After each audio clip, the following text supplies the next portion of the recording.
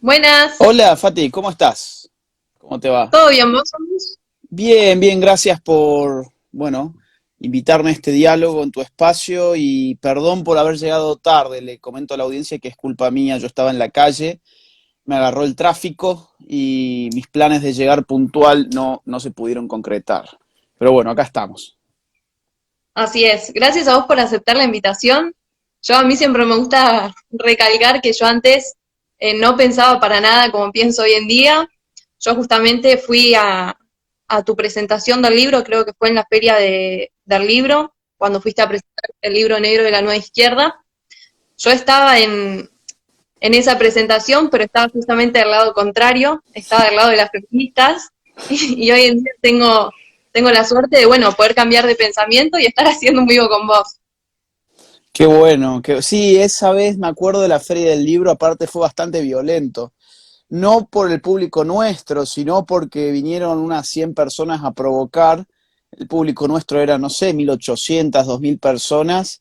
Y la verdad fue ahí, yo creo que se vio la diferencia de personas que son, ¿no? O sea, 100 personas provocando a 2.000 y que nadie te ponga un dedo encima y que nadie realmente use la fuerza física contra vos, a pesar de las provocaciones, porque para los que no saben, las provocaciones incluían, no sé, que te peguen con consoladores, con dildos, había gente escupiendo a la gente que quería ingresar a la charla, y nadie actuó como un cavernícola, nadie salió a pegarle a estas personas, ni nada por el estilo. Entonces yo digo, que lo que más me queda de aquella vez fue que vi finalmente la diferencia humana entre los dos grupos, ¿no?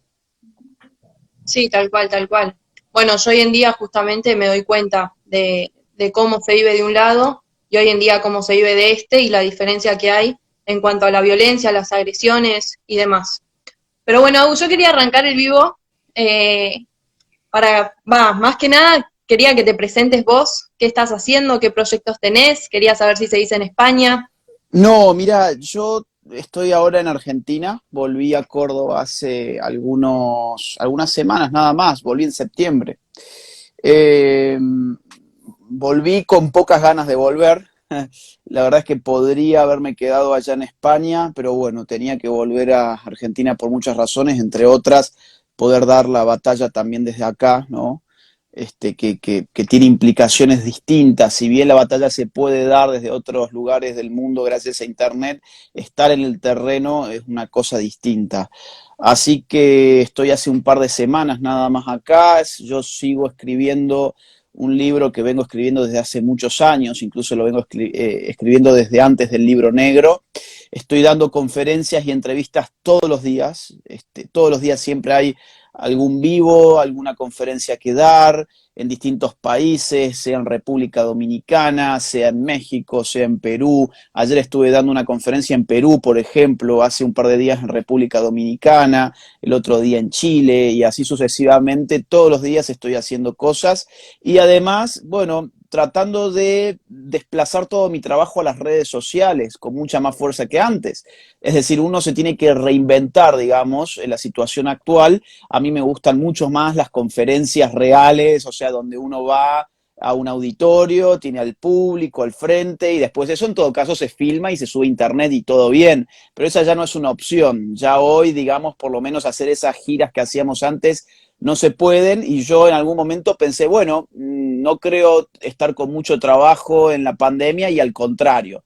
Todo el mundo empezó a pedir entrevistas, vivos, conferencias, cursos, he estado dando algunos cursos y digamos, se me va el día entero en esto y además he sumado algunas redes sociales como TikTok, que me estuve resistiendo muchísimo a entrar ahí porque no me atrae mucho ni me gusta, pero bueno, hay que estar. Y Twitch, que me gusta un poco más, que es donde yo estoy haciendo casi todos los días, casi todas las noches estoy haciendo vivos en Twitch sobre distintos temas. Así que mi trabajo hoy es, te diría, full time, es las 24 horas, sea en el libro o sea en conferencias o entrevistas, todo el día estoy con esto. Perfecto, genial. Por eso, más que nada, gracias por hacerte el tiempo de vuelta, para No, hacer esto. pero por favor, es un gusto para mí. Agus, yo quería empezar preguntándote, ¿cómo fueron tus inicios? sea, ¿qué fue lo que te motivó a vos a estar hoy en día parado donde estás? ¿Cómo arrancaste en meterte poco a poco en todos estos temas? Mira, yo arranqué a los 15 años. Yo a los 15 años empecé a tener algunas dudas, dudas políticas, intereses políticos que se formaban en términos de dudas, no en términos de axiomas. O sea, no había tanto afirmaciones, había más que nada preguntas, preguntas en torno al material que nos estaban bajando en el colegio. Yo fui a un colegio muy de izquierdas, en una época muy politizada para la Argentina, que fueron los primeros años de Néstor Kirchner, años en los cuales se levanta con toda su fuerza el movimiento setentista, empiezan a encarcelar masivamente a militares, empiezan a reescribir la historia de los 70, te venden como jóvenes idealistas a terroristas, y bueno,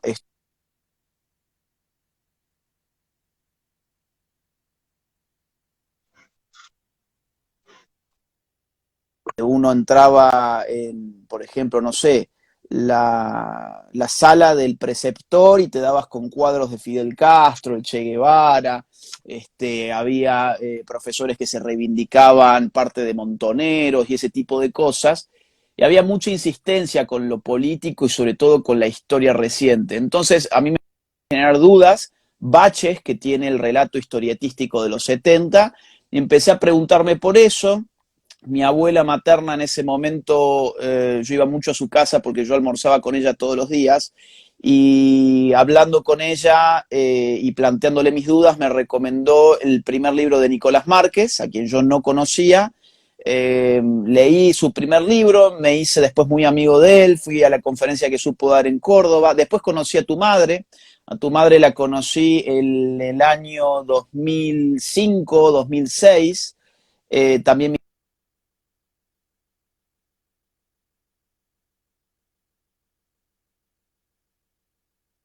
contara una historia al rigor histórico, ¿no? Así que yo entré a la política.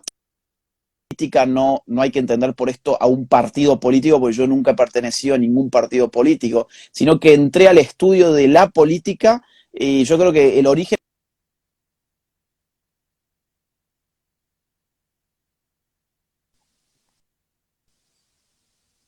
se está cortando, ¿puede ser?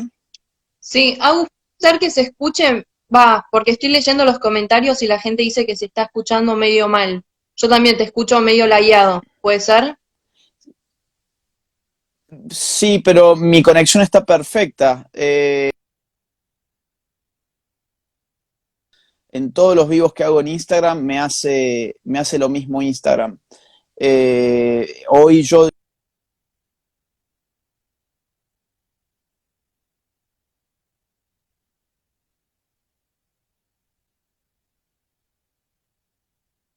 dame un segundo, te puedo acordar.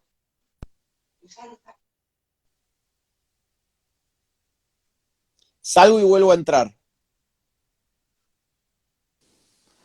Bueno, Ahí te veo bien. sí, te cuento, no es un problema de internet. Instagram me hace siempre esto, ya lo he confirmado porque he pasado de Instagram a Twitch, y en Twitch no me sucede nunca y la conexión es exactamente la misma, y yo además tengo acá en mi casa digamos, uno de los planes de internet más, con más velocidad. Así que yo creo que es por Instagram que me está cortando todos los vivos de esta forma. Perfecto. O Sí, sea, digo, seguramente. si vemos que es improcedente, que no se puede escuchar realmente, lo que yo te puedo ofrecer es pasarnos a Twitch y hacerlo desde mi Twitch. Porque Pasa que yo no tengo Twitch, pero por no, el no, no, momento no, se está no, no escuchando. hace falta que vos tengas Twitch. Yo te puedo mandar un link simplemente en el caso en que veamos que esto no se puede. Sigamos por acá y vemos si no se puede, nos pasamos a Twitch. Perfecto, bien. Por ahora igual va bien, desde que te volviste a conectar. Bueno, Bueno, estabas bueno. contando sobre tus inicios, que ahí pudiste conocer a Nicolás, que te hiciste muy amigo, también a mi mamá. Sí, sí, sí, sí, sí. Desde cuando era chico, digamos, cuando yo todavía estaba en el colegio. Y bueno, ese es el origen, ¿no? El origen es político, pero vinculado a una lucha por el relato histórico, y en ese sentido no es político partidario, sino político cultural.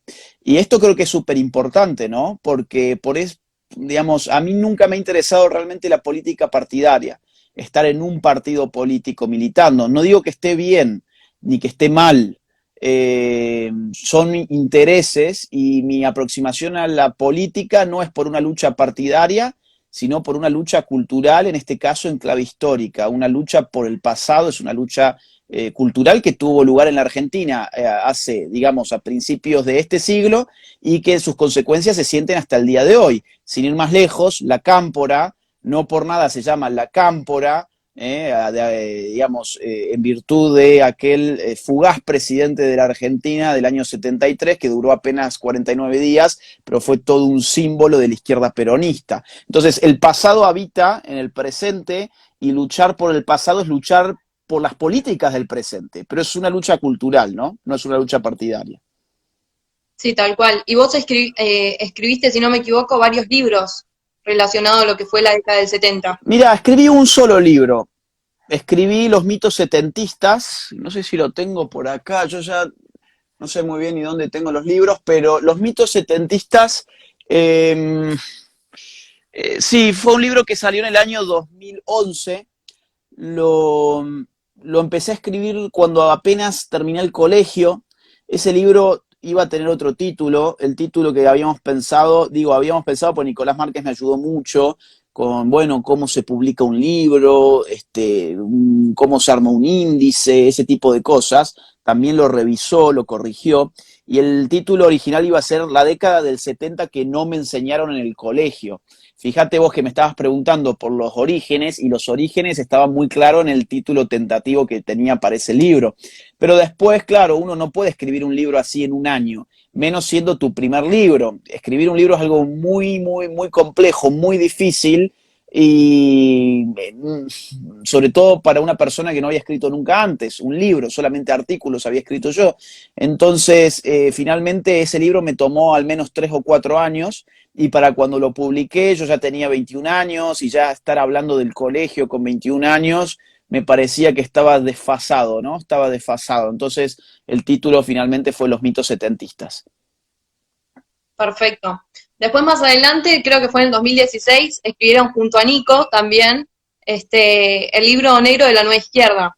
Yo te quería preguntar si vos pensabas que iba a tener la repercusión que tuvo, porque pensar que en el año 2016 nadie hablaba de estos temas. Entonces, escribir un libro de eso y que tenga la repercusión que tuvo, me imagino que debe ser algo. No, jamás, jamás pensamos que iba a tener esta repercusión. De hecho, te puedo contar por lo menos 2 datos que vienen a colación por tu pregunta, ¿no?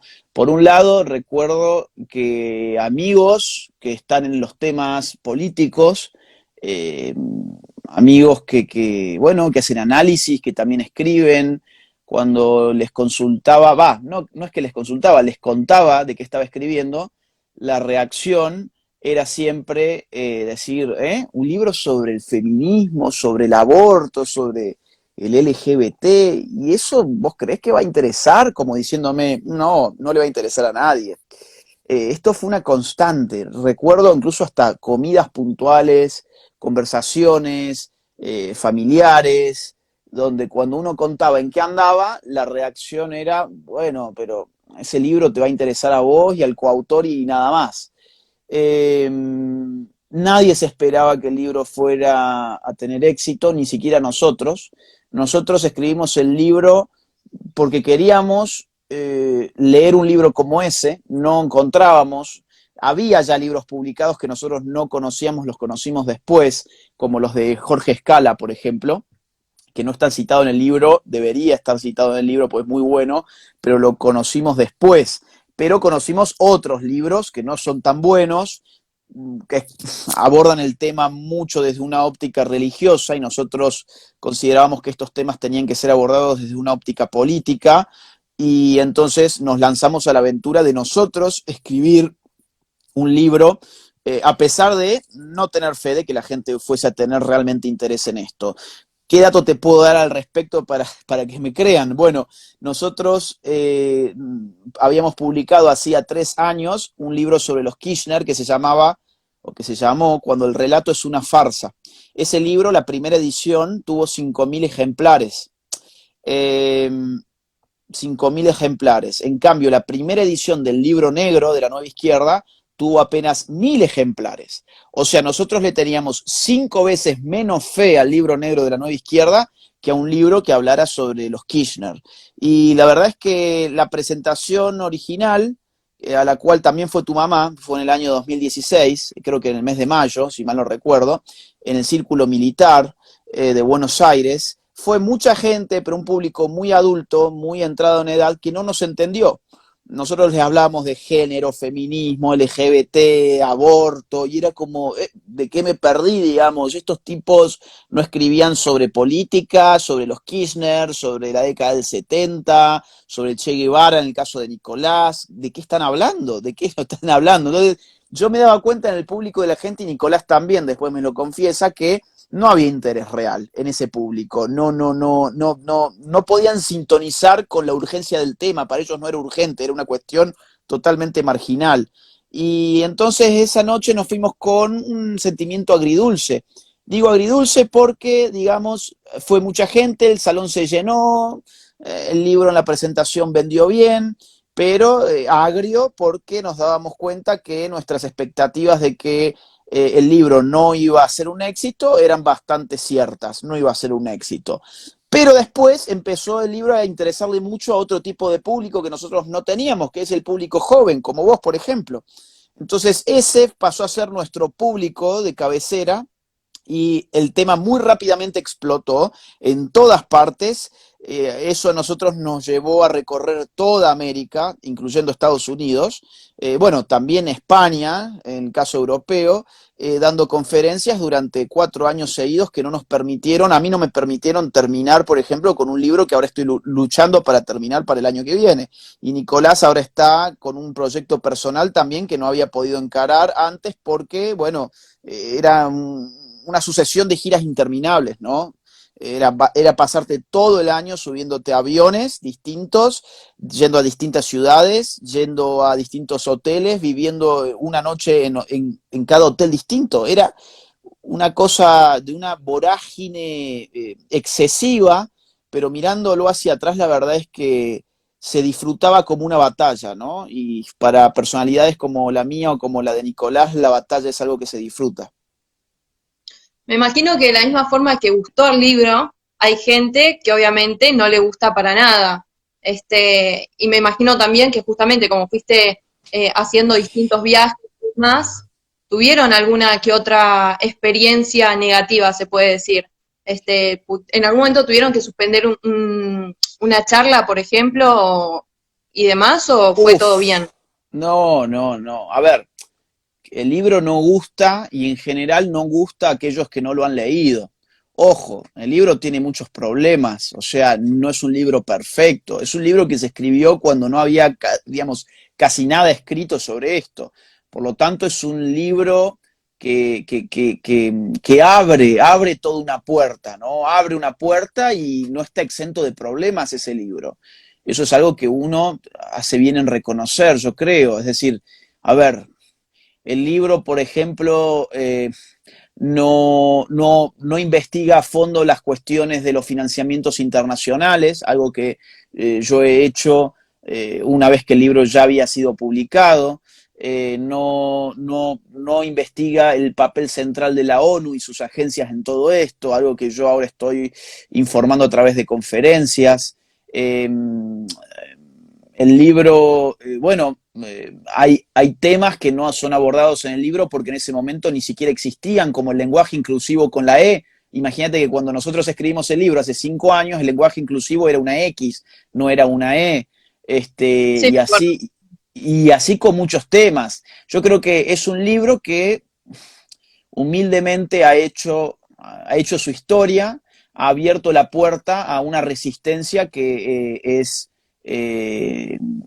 global, bueno, o mejor dicho, es latinoamericana o es hispanoamericana, mejor dicho, es hispanoamericana, y es una resistencia que hoy habla en los términos que este libro puso sobre la mesa. Entonces, es un libro con virtudes y es un libro al cual hoy se le pueden hacer muchas críticas y yo mismo hoy le haría muchas críticas, y si lo pudiera escribir de nuevo lo escribiría de otra manera. Pero es un libro que ha molestado, y ha molestado sobre todo a personas que no lo han leído. En general, los más fanáticos contra el libro son personas que no han leído el libro. Y eso es porque, bueno, son personas que ya están condicionadas psicológicamente, son personas que no son intelectualmente honestas, Pero son personas... Sí. te hago una pregunta, ¿qué crítica le harías a tu libro hoy en día? Bueno, yo le haría dos o tres críticas. Por un lado, lo que te digo, hay una omisión ingenua de lo que es el poder de los organismos internacionales en la agenda de género. Hay obviamente unas referencias, hay ciertas referencias a Planned Parenthood, a la fundación de Bill y Melinda Gates, a la fundación de George Soros, pero ese tema no se trabaja en profundidad, y hoy el tema del género no se puede entender si uno no trabaja en profundidad esos temas. Entonces, ahí hay una omisión ingenua. ¿Por qué ingenua? Porque fuimos ingenuos. Pensamos que, bueno, esto era una cuestión, digamos, media conspiracionista, ¿no? Esto de que Soros y que Bill Gates y que los Rockefeller y que la Fundación Ford y que la ONU es una cuestión un poco exagerada, porque claro, además, los libros que nosotros leíamos para hacer este libro, los libros de nuestro lado que mencionaban todas estas fundaciones, nunca tenían fuentes. Es un gran problema el hacer libros que no les pone fuentes porque no son creíbles después. Yo fui incrédulo respecto de esa temática, es decir, del poder globalista en esta agenda. Yo fui ingenuo, pero en cierta forma porque los libros que trataban ese tema no estaban bien documentados. Nos hablaban sobre la intromisión del dinero de Rockefeller en la agenda de género en tal país, y yo buscaba las fuentes y no había fuentes. O sea, no estaban citadas las fuentes. Ahora, después de que el libro sale y todo eso, yo me pongo a hacer la investigación buscando las fuentes oficiales, y ahí encuentro por todas partes, pero fuera de lo que es de estas fundaciones, también la misma Unión Europea está financiando la agenda de género en todos nuestros países. No sé, el Fondo de Población de la ONU, USAID en los Estados Unidos. O sea, todos estos organismos no aparecen prácticamente en el libro porque, bueno, fuimos ingenuos sobre el tema. Y luego, otra crítica que yo haría es que, digamos, dentro de la nueva izquierda hay dos grandes vertientes. Una es la vertiente inaugurada por Gramsci, por Antonio Gramsci, que llega hasta Ernesto Laclau y Chantal Mouffe, que son los padres del postmarxismo.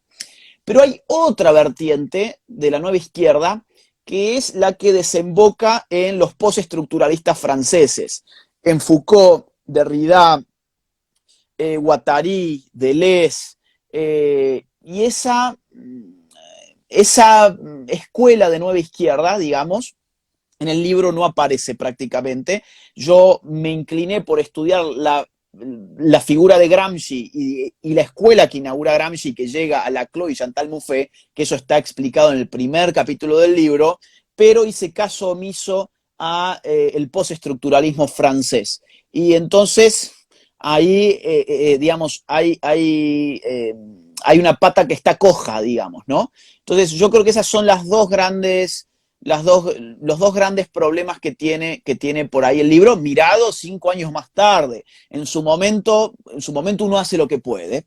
En su momento uno, aparte con los pocos recursos que teníamos, hicimos lo que pudimos, y fue mucho además lo que se pudo con ese libro, ¿no? Ahora, molestó muchísimo. A ver, la cantidad de eventos que se cancelaron, yo ya no los puedo ni siquiera contar. O sea, he perdido la cuenta de la cantidad de censuras en universidades, auditorios que son amenazados por grupos LGBT o grupos feministas, y los dueños de los auditorios muertos de miedo nos tienen que dar de baja el evento, o por ejemplo, bueno, amenazas de bomba que hacen que en el medio de la conferencia el evento se cancele, se suspenda, como por ejemplo en Mendoza, donde entraron de golpe, estaba yo dando la conferencia, y entran, no sé, 10 policías de la brigada antiexplosivos con perros a ver dónde estaban colocadas las bombas, por ejemplo. O, por ejemplo, estar dando una conferencia y que de golpe entre el público están coordinados grupos LGBT para boicotear la conferencia, entonces tapan al público con sábanas mientras uno está hablando. Vos ves que de golpe 20 personas se paran, en 10 segundos despliegan sábanas y empiezan a tapar al público, así de la nada, no te da ni tiempo ni de reacción. Esto fue, por ejemplo, en Monterrey, o por ejemplo, universidades que nos habían, digamos, abierto la puerta de sus auditorios para dar incluso hasta un debate, y días antes o incluso horas antes te dicen que no, que se suspende, como el caso de la UNA de Costa Rica, que es una universidad estatal en Costa Rica, cuyo rector salió a hacer toda una campaña contra el libro, y cuando le preguntan si había leído el libro, dijo que no había leído el libro, pero que igualmente hacía una campaña contra el libro. Un rector de una universidad que después se comió un proceso judicial, te cuento, en Costa Rica, por censura, que llegó hasta el Tribunal Constitucional, que viene a ser algo así, digamos, como la Corte Suprema, y allí se condenó al rector por censura, ¿no? Entonces, sí, luchas como estas hemos tenido, te diría, en todos los países. Bueno, también hemos tenido la persecución de organismos estatales, por ejemplo, en Argentina INADI, o por ejemplo en México CONAPRED, que es el INADI de México, estos organismos contra los discursos de odio. En conferencias en México venían burócratas de CONAPRED a hacernos firmar papeles donde nosotros reconocíamos que con nuestra conferencia podíamos estar violentando leyes mexicanas y por lo tanto estar sujetos a la deportación o a la encarcelación incluso, y este tipo de cosas para amedrentarte. Bueno, historias hay miles. Te diría que son más las veces que hemos pasado censuras y ataques que las veces que hemos podido dar una conferencia en paz. Sí, tal cual, y nosotros nunca fuimos a interrumpir ninguna charla que se dé No, por parte del otro lado, ni mucho menos. O sea, claramente hay una persecución nada más que para un lado, porque eso nosotros exactamente. justamente no lo hacemos. Fíjate, ahí hay un usuario que dice cuando una loca le tiró pintura. Bueno, ves, ahí tenés otra anécdota. Hay miles de estar dando una conferencia y viene una feminista y te arroja un balde con pintura. Y digo, vos decís, nosotros nunca hicimos eso. Y yo vuelvo a lo que hablaba al inicio de nuestro diálogo. No hicimos eso, ni lo haríamos, ni lo haremos, porque no se nos cruza por la cabeza, porque somos otra calidad de personas, somos otro tipo humano, miramos la vida de otra forma, somos totalmente distintos a ellos, y lo que más bronca da es que si vos te pones a pensar, si alguno de nosotros hiciera eso, terminaría preso. Por ejemplo, imagíname a mí tirándole un balde de pintura a una feminista que está presentando un libro, yo termino preso, los medios de comunicación hablarían de mí durante un mes seguido, reventándome durante un mes seguido. Eh, yo no podría salir a la calle, tendría probablemente scratches en mi propia casa, manifestaciones contra mi propiedad, mi vida probablemente correría peligro, mi libertad ya estaría cercenada, y ellos pueden ir, tirarte un balde de pintura, hacerte lo que sea, llamar a la policía y decir que te han puesto bombas en el auditorio, y nadie se imputa, digamos, nadie queda imputado, ningún medio de comunicación quiere hablar del tema, todo transcurre a través de redes sociales en la medida en que la gente lo viraliza, y si no se pierde por ahí, como se ha perdido la mayor parte de los acontecimientos que hemos vivido. Entonces, bueno, esa es la igualdad ante la ley que existe hoy, es nula. Claro, tal cual, tal cual. Hay un tema que a mí me preocupa mucho y es la ideología de género con los chicos, con los más chicos. ¿Vos cómo sentís este tema? Yo creo que los más chicos son justamente el blanco de la ideología de género. La ideología de género es muy ridícula, es tan ridícula que realmente no se puede hacer carne en los adultos. ¿Y por qué motivo? Bueno, porque el adulto puede simular que él es de este siglo, él es progre, él es cool, y entonces puede simular que se cree que un hombre puede ser una mujer y que una mujer puede ser un hombre, y que la realidad está determinada por la autopercepción y no por ninguna supuesta objetividad de lo real que sea exterior, digamos, a la voluntad de los sujetos. La ideología de género parte de ese principio, que la realidad se puede configurar en virtud de una autopercepción. Entonces, un adulto no se va a creer realmente esto. Puede hacer como si se lo creyera. ¿Por qué? Bueno, porque podrá quedar como cool, como un tipo abierto, y si no, porque sabe que si dice lo contrario va a tener problemas, probablemente en su trabajo, probablemente con sus amigos. Entonces, el adulto puede simular que cree esta agenda, pero de ahí a que la crea, no, no. Yo no creo que Jorge Rial se crea, vamos a decir que, no voy a dar el nombre, ustedes supongan de quién estoy hablando, que fulanito en verdad es una mujer. No voy a dar el nombre porque puedo tener problemas con Inadi, te aclaro que ya tengo varios. Pero yo no creo que Jorge Rial realmente, en su fuero íntimo, piense que fulanito ahora es fulanita y que realmente tiene los atributos de una mujer. Yo creo que el tipo fingirá que se lo cree y fingirá porque, bueno, hay muchos intereses en virtud de simular que lo crees. Pero nada más que eso. Ahora, las nuevas generaciones sí que pueden creerlo.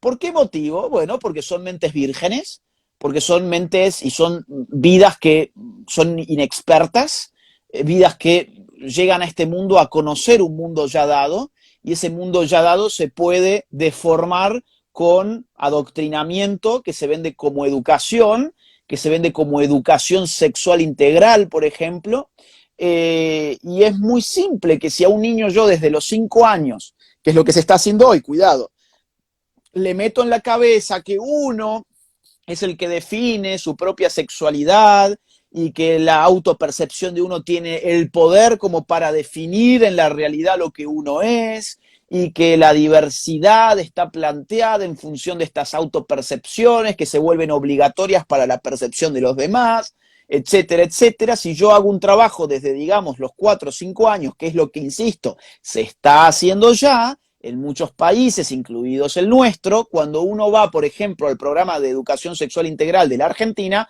vas a encontrar que textualmente dice que para los niveles iniciales, o sea, 5 años, el propósito es desnaturalizar los modos de ser hombre y mujer. Cuando uno va a ver, por ejemplo, colegios en Estados Unidos, por ejemplo, en San Diego, yo tengo amigos que dan clases en San Diego y me cuentan que, bueno, en el colegio se instituyen días, suele ser un día al mes, en el cual los hombres tienen que ir vestidos de mujeres y las mujeres tienen que ir vestidos de hombres para subvertir los estereotipos de género, etcétera. Son chicos, ¿no? Estamos hablando de niños. Entonces, cuando toda esta maquinaria se pone en juego en las mentes más jóvenes, ahí sí que podés generar una generación de personas que vivan al margen de la realidad y no que simplemente simulen que viven al margen de la realidad. ¿Y qué es lo que puede hacer un papá para prohibir todas estas cosas? Yo no ¿Cómo creo que haya puede que prohibirlas. Yo creo que hay un tema súper interesante. El padre tiene que cuidarse de quedar como la figura autoritaria. El padre tiene que hacer todo su esfuerzo para que la figura autoritaria sea depositada en el propio colegio. Y acá hay un gran problema, porque, digamos, los padres más tradicionales, más conservadores, los padres de lo que genéricamente podremos decir derecha, son padres que al inculcar el respeto a la autoridad, generalmente en los niños inculcan el respeto a la escuela. Entonces la derecha a futuro va a tener que deshacerse del respeto por la escuela e inculcar la rebeldía contra la escuela. Y para ello hay una figura metafórica que en tiempos pandémicos podemos usar, que es la de la vacuna. Yo últimamente digo, hay que vacunar ideológicamente a los hijos. ¿Cómo funciona una vacuna? Bueno, la lógica de la vacuna es que te mete en el cuerpo un virus, pero que ese virus está disminuido o está desactivado. Entonces, genera los anticuerpos sin dañarte realmente el organismo. Esa es la lógica de la vacuna. ¿Para qué? Para que cuando el verdadero virus activado ingrese en tu organismo, tus anticuerpos ya lo puedan reconocer y derrotarlo, ¿no? Entonces, ideológicamente podemos usar, digamos, para las ideologías, vacunas ideológicas. ¿Qué sería una vacuna ideológica? Bueno, digamos, una vacuna que ingrese el virus ideológico, pero desactivado en la persona, para que esa persona ya genere sus anticuerpos, de modo que una vez que el verdadero virus ideológico ingresa, lo repela, ¿no? Entonces, ahora vamos de la metáfora al ejemplo ilustrativo. mamá y papá se sientan con el niño y en vez de envolverlo en una burbuja séptica y esterilizada, que es lo que los padres de derecha suelen hacer, es decir, no, no, no, mejor con mi hijo yo de estas cosas no hablo, porque cuanto más lejos esté, más se va a salvar. Error, terrible error. Lo que hay que hacer es precisamente hablarle, porque si no le hablas vos, le va a hablar, no sé, el profesor, Miley Cyrus, el noticiero, Jorge Rial, que mencionábamos recién, o fulanito, que ya sabes a quién me refiero, ¿no? Entonces, claro, entonces no, lo que hay que hacer es que la educación política empiece desde la casa. Y lamentablemente los padres no se animan a dar educación política, fíjate vos. Entonces, yo me imagino una situación en la cual papá y mamá se sientan con su hijo, que tiene, no sé, 9, 10 años, y le dicen, mira, lo que está pasando en el mundo es esto. ¿Se me escucha o se está trabando? Yo te escucho Bien, perfecto. bien, bien, bien. Mira, lo que está pasando en el mundo es esto. Hoy hay un ataque contra tu generación, contra los niños, por este motivo. Los ataques son de este tipo. Vos vas a empezar a escuchar esto y aquello. Vas a empezar a escuchar sobre el aborto. ¿Qué es el aborto? ¿Es esto el aborto? Vas a empezar a escuchar sobre el género, sobre el sexo, qué es cada cosa. Vas a empezar a escuchar sobre la diversidad, el LGBT, el feminismo, bueno, qué es cada cosa, qué intereses existen en que vos repitas este relato. Obviamente todo esto bajado a un niño, ¿no? Y el niño probablemente va a ver a su mamá y a su papá escandalizado, ¿no? Como diciendo, ¿de qué me está hablando mi papá? Me quiero ir a jugar al videojuego. Pero ahí está el virus desactivado, ¿entendés? Le ingresa el virus desactivado. ¿Por qué? Porque el día de mañana, cuando esté en su clase, en el colegio, y vea que, por ejemplo, le dicen que tiene que actuar como si fuese de un género diferente, que es lo que están haciendo, por ejemplo, acá en Córdoba. Hay un ejercicio en educación sexual que durante media hora el niño se tiene que autopercibir de otro sexo, de otra orientación sexual, tener otro nombre y tener otra edad. Eso es lo que hacen ahora en Córdoba, te cuento. Es decir, no es algo ni siquiera de Canadá, no, es de acá de Córdoba. Claro, el niño se va a acordar de todo eso y va a decir, ah, esto es lo que me habían dicho. Al final mi papá y mi mamá no es que estaban locos, es que me anticiparon de que esto iba a llegar. Y esto que llega es el virus, pero yo ya tengo mis anticuerpos, que es la posibilidad de rebelarme contra eso. Entonces la escuela se problematiza, la escuela queda, digamos, diagramada como un virus gigante y el niño empieza a resistir. El niño empieza a resistir a toda esa penetración ideológica. Yo creo que ese es el modelo. Yo creo que eso es lo que hoy podemos hacer, además de muchas otras cosas, como por ejemplo grupos de WhatsApp con padres de compañeros de nuestros hijos, pedir reuniones con los profesores, resistir, hacerles la vida imposible a los profesores que quieran meterse con la sexualidad de los hijos. Este tipo de cosas, nunca como individuos, sino como grupos de padres, hay muchas más probabilidades de que llegue a buen puerto.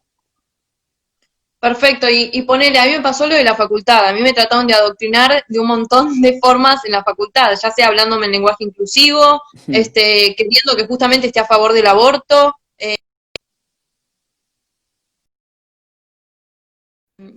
Creo que se me cortó, ¿puede ser? Sí, Ahí ahora, está. ahora, ahora sí te escucho, ahora sí te escucho.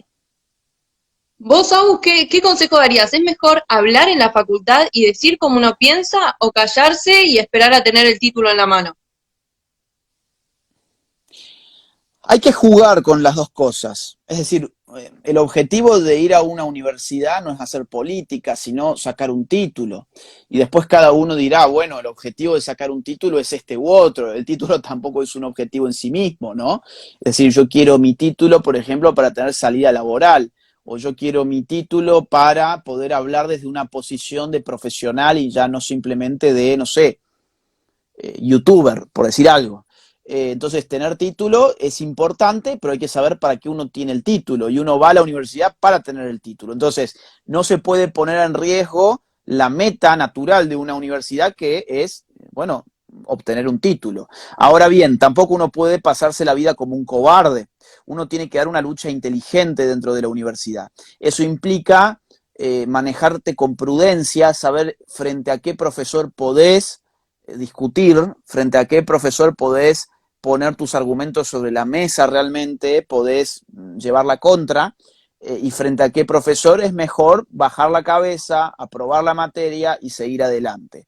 Y eso es importante, ¿no? Porque hay gente que oficia, a ver, acá hay dos extremos, el extremo del kamikaze y el extremo del cobarde. El cobarde no se anima absolutamente en ningún contexto a llevar adelante sus ideas porque está muerto de miedo, no solamente porque le vayan a perjudicar en las notas, sino porque le tiene miedo a sus compañeros. Bueno, el cobarde es un sujeto nefasto, ¿no? O sea, es un sujeto que no se merece el respeto de nadie.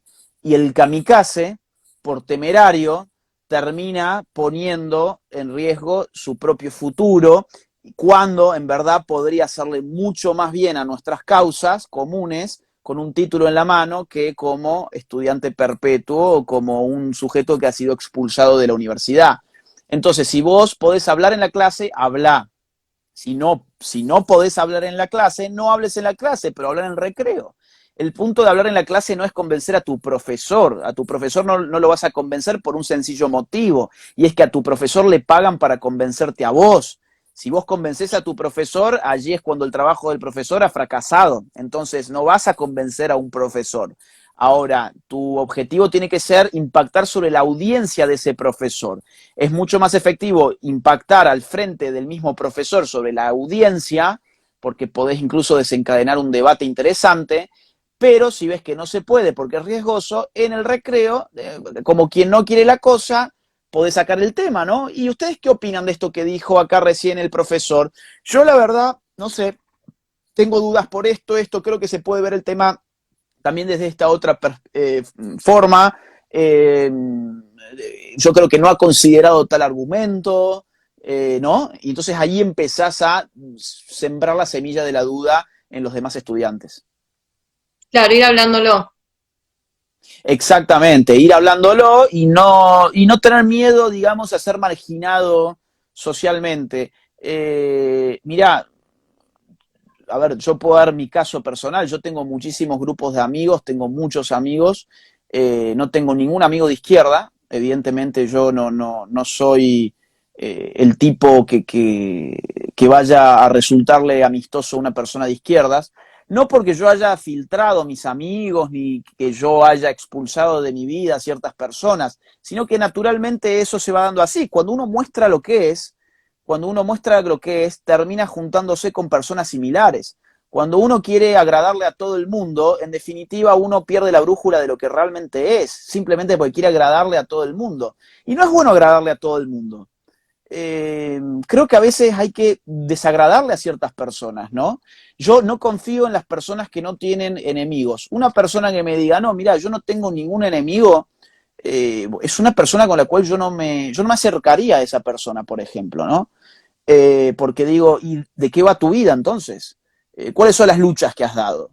No, es que a mí no me gusta luchar. Bueno, la vida es una lucha y hay cosas por las cuales vale la pena luchar y la lucha implica tener enemigos.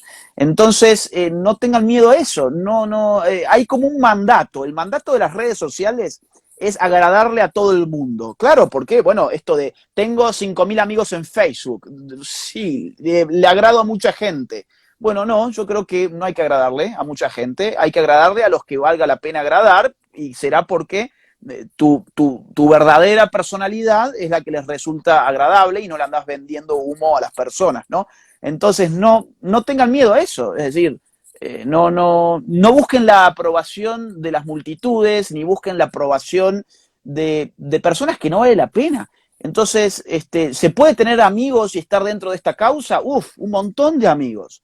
Puedes hacer un montón de amigos. Mira, mucha gente, muchos chicos me mandan mensajes y me dicen, yo pienso como vos, pero no me animo a decirlo públicamente porque mis amigos me van a dejar de hablar o porque, no sé, o mi novia me va a cortar y ese tipo de cosas.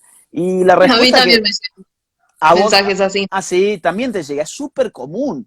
Ahora, yo no entiendo la debilidad psicológica. Ojo, son buenos chicos, por supuesto, son muy buenos chicos porque obviamente están en una encrucijada, pero nadie se hace la gran pregunta que es, ¿realmente un amigo que me dejara de hablar por cómo yo pienso y cuáles son mis valores, es realmente un amigo? Porque si vos ya, digamos, te preguntás eso, ya te das cuenta quizás hay un universo de gente que no has conocido todavía que pueden ser mucho mejores amigos que esos, ¿no? Sí, sí, opino exactamente igual. Es más, también está bien el hecho de tener amigos que piensen distintos. Yo hoy en día tengo amigas también que son feministas, por ejemplo, que pensamos completamente distintos, sin embargo el respeto está y nuestra amistad es intacta. Sí, Porque no nos fijamos tampoco en cómo piensa una, ni mucho menos, sino es el hecho bueno, de la amistad, de cómo es como persona, sobre todo. exactamente. O sea, uno puede tener amigos que no piensen como uno, como yo te digo, a mí no me ha pasado nunca. O sea, yo nunca he tenido un amigo kirchnerista, un amigo zurdo, no, pero no porque yo lo haya buscado así, sino también es que mi vida está demasiado atravesada por todas estas cosas, ¿no? Entonces yo supongo que me volveré, no sé, poco atractivo para cualquier persona que no Piense esté. distinto. Y sí, supongo yo, qué sé yo, incluso hasta en la universidad, mis amigos han sido la parte de la derecha de la universidad y la parte de la izquierda me odiaba visceralmente, a pesar de que yo no tenía ninguna militancia dentro de la universidad. No sé, son cosas que se van acomodando de acuerdo al tipo de vida de cada persona, ¿no? No está mal tener amigos de izquierda, ojo, no quiero que quede eso como mensaje. Lo que está mal, a mi juicio, es eh, no haber luchado nunca, ¿no? Vanagloriarte de que todo el mundo te ama. Cuando todo el mundo te ama es porque no has hecho nada interesante en tu vida. Claro, callarse, callarse, hay que animarse a hablar. Yo igual creo, por lo que veo más que nada hoy en día, la gente, yo creo que están poco a poco animándose a hablar, que es más la gente que se está animando, y también lo veo en gente de mi edad, que poco a poco se va animando también a decir lo que piensa y a involucrarse en estos temas. Sí, hay más gente animándose a hablar por el fenómeno de las redes sociales, creo yo. La derecha hoy controla las redes sociales y la izquierda se ha aburguesado en los medios establecidos, en los medios del establishment. Eh, y de alguna forma es como que la derecha necesita comunicar, necesita hacer catarsis, necesita crear sus propios canales de información y eso es lo que estamos haciendo ahora, por ejemplo, ¿no? Emergen nuevos líderes, líderes que no tienen lugar en la televisión, que no aparecen en los diarios, que no hablan por la radio, que no están en el cine, que no están en Netflix y que, bueno, sin embargo, son cada vez más vistos por acá, por internet, por vivos que se hacen en las redes sociales, como es tu caso, por ejemplo, y el de tantas otras personas. Entonces, sí, hay más gente hablando porque además se tiene los medios técnicos para hablar. Hace un par de años no había medios técnicos para hablar. De hecho, cuando tu madre daba esta lucha, ella estaba mediáticamente muy sola. Porque, bueno, cuando había que llamar a gente para que diera su opinión en grandes medios de televisión, era tu madre la que iba porque no había otra figura mediatizada. Y también hay que decir que la televisión manufactura de alguna forma las voces que pueden caber en ella, ¿no? Se encargan de, claro, con tu madre lo que hicieron fue demonizarla al máximo posible y entonces luego generaron esa imagen para todas las, bueno, para las grandes mayorías que creen en la televisión como si fuese la palabra santa, la palabra revelada, ¿no? En cambio ahora con Internet tenemos una polifonía política, ¿no? O sea, podemos hablar muchos al mismo tiempo, ser vistos. Hace un rato ahí ponían, Nico Márquez está dando un vivo también. Bueno, claro, ahora no solamente puedes escuchar más, sino que a veces nos solapamos, nos pisamos entre nosotros, cosa que está espectacular. Claro, sí, por ahí son las 6 de la tarde y todo el mundo está haciendo vivos, no sabes cuál mirar, ¿viste? A mí me pasa mucho. Exacto, Eh, exacto. Agus, estamos llegando, ya nos quedan los últimos 10 minutos. Sí, Y yo quería tocar un tema también con vos, que es el feminismo. sí. Obviamente, como quedan 10 minutos, no lo vamos a poder hablar tanto, pero bueno, como hay un poco de tiempo, te pregunto justamente, para vos, para Agus, ¿qué es el feminismo hoy en día? El feminismo es una ideología política cuyo antagonismo ha estructurado una guerra de sexos entre hombres y mujeres. O sea, el feminismo es una ideología política que genera el quiebre en clave sexual entre hombres y mujeres.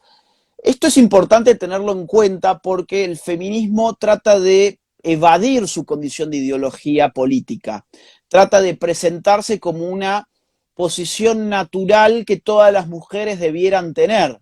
Cuando vos mencionás al feminismo como ideología política, ya de alguna forma abrís la posibilidad de la elección, ¿no? A ver, no todas las mujeres tenemos esta ideología política. Hay muchas mujeres que no creemos que acá haya una guerra de hombres y mujeres. El feminismo parte de esa premisa. La gran premisa feminista es que hay un conjunto homogéneo y unificado de seres opresivos, opresores, que se llaman hombres, que es un sujeto colectivo, insisto, homogéneo y unificado, que sistemáticamente, ineludiblemente, oprime a un sujeto también homogéneo y unificado, que es el sujeto mujer. Ese feminismo, bueno, y ese sistema de opresión es lo que llaman el patriarcado. Es una ficción política, no es cierto que haya un conjunto homogéneo y unificado ni de hombres ni de mujeres, no es cierto que los hombres en su mayoría sean opresores respecto de las mujeres, de hecho en Argentina el 0.0001% de los hombres han matado a mujeres y sin embargo cuando uno ve el relato feminista resulta que todos los hombres matan mujeres y por eso el muerte al macho, por ejemplo, cuando uno va a los números reales uno dice, upa, pará. No es cierto esto, el 0,00001% de los hombres ha matado a alguna mujer, o incluso cuánto porcentaje de hombre ha ejercido violencia física contra una mujer. Nos vamos a encontrar nuevamente 0,0001%. Entonces ya te vas dando cuenta que es una ficción. Cuando vos vas viendo otras variables, expectativas de vida, las mujeres en todo el mundo viven alrededor de 6 años o 7 años más que los hombres, o cuando vos vas a ver trabajos peligrosos, enfermedades laborales, accidentes laborales y muertes laborales, vas a encontrar desproporcionadamente más hombres padeciendo estos males en comparación con mujeres, o cuando vos vas a ver cómo se estructura la pauta de consumo y la decisión de la economía familiar y la administración de sus recursos, vas a ver que está pautado por las mujeres de la casa, o cuando, por ejemplo, vos vas a ver las tasas de suicidio en todos los países del mundo menos China, las mujeres, los hombres se suicidan al menos 3 o 4 veces más que las mujeres, o cuando vos vas a ver, no sé, los índices de homeless, o cuando vos vas a ver las tasas de egresos en las universidades, vas a encontrar que las mujeres egresan alrededor de un 33% más de las universidades que los hombres y se matriculan actualmente mucho más en estudios superiores que los hombres y reciben muchas mayores becas,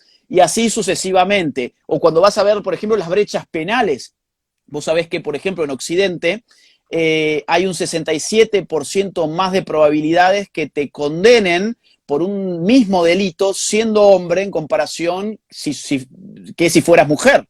O sea, por el mismo delito hay muchas más probabilidades que te condenen si sos hombre en comparación de si fueras mujer. Al mismo tiempo hay muchos estudios que han revelado, por ejemplo, que por mismos delitos las penas para los hombres suelen ser más altas en comparación con las mujeres. Bueno, ni hablar los índices de las guerras. O sea, cuando uno va a ver y estudiar la realidad objetiva, uno va a encontrar que acá hay una ideología, que el mundo no funciona como el feminismo dice que funciona y por lo tanto el feminismo es una ideología política que te presenta una realidad de opresores oprimidos que realmente no se da. No hay ni un sujeto unificado hombre, ni un sujeto unificado mujer, ni una opresión como la que es descrita. Entonces el feminismo está generando un mal terrible porque está agigantando, está siendo, digamos, autoprofético respecto de la idea de que hay una guerra de sexos. Está él mismo, el propio feminismo está instigando permanentemente el conflicto entre hombres y mujeres que ya se siente mucho en la familia, lamentablemente en las relaciones hija con padres o entre novios o entre esposos. ¿Y qué pensás del femicidio? ¿Existe? ¿Eso de que No, matan a las mujeres por el simple hecho de ser mujeres? no, yo no estoy de acuerdo con esa conceptualización.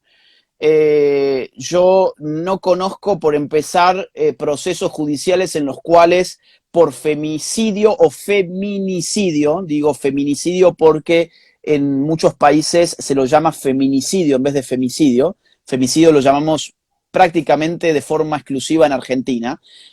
Por femicidio se entiende, digamos, matar a una mujer por el hecho de ser mujer.